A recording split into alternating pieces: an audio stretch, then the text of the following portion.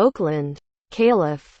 Golden State Warriors coach Steve Kerr captured his 250th win on Saturday and then he took some time off on Monday. During a timeout midway through the first quarter of a 129-83 win over the young Phoenix Suns, the team that drafted Kerr in 1988 with a second-round pick, and the team Kerr was GM of from 2007 to 10, Kerr handed his clipboard to Andre Iguodala to run the huddle. Iguodala sat in Kerr's chair breaking down the plays to his teammates while Kerr stood a few feet away with his assistants. As the game continued, David West received a coaching nod in the huddle, as did Draymond Green, who sat out Monday's game with a sprained finger. Editors picks Coach Kerr takes backseat in Warriors' 129-83 win over Suns. Stephen Curry scored 22 points, and Golden State coach Steve Kerr tried to break up the monotony of a long season by turning the timeout huddles over to his players in the Warriors' 129-83 victory over the Phoenix Suns on Monday night. Green ran most of the timeout huddles throughout the game. Golden State, 44-13, has won 3 in a row but had previously dropped 3 of 4 contests. Kerr said his guys needed to hear a new voice.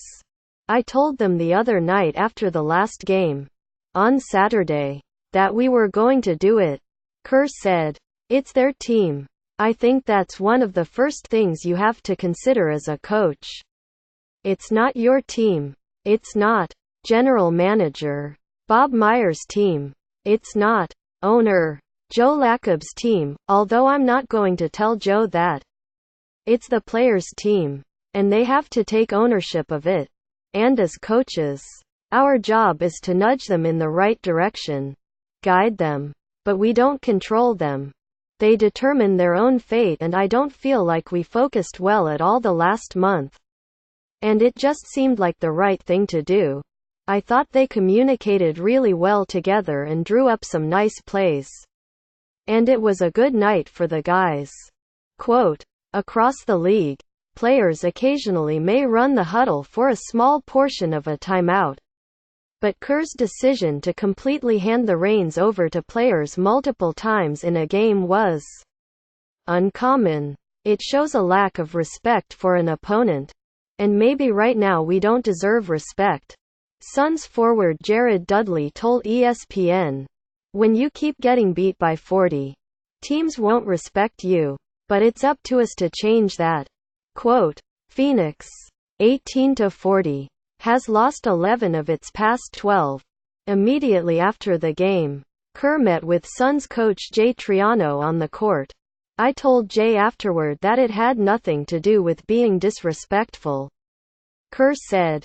"It had to do with me reaching my team. I have not reached them for the last month. They're tired of my voice. I'm tired of my voice. It's been a long haul these last few years and I wasn't reaching them.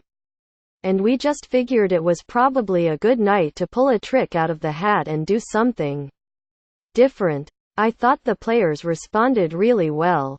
I just feel like when we're focused, we are really tough to beat. And tonight we were focused. And I think just having to count on each other, and not hearing my voice, which sort of sounds like Charlie Brown's teacher or parent or whoever's voice that is. At this point, that's what I sound like to them.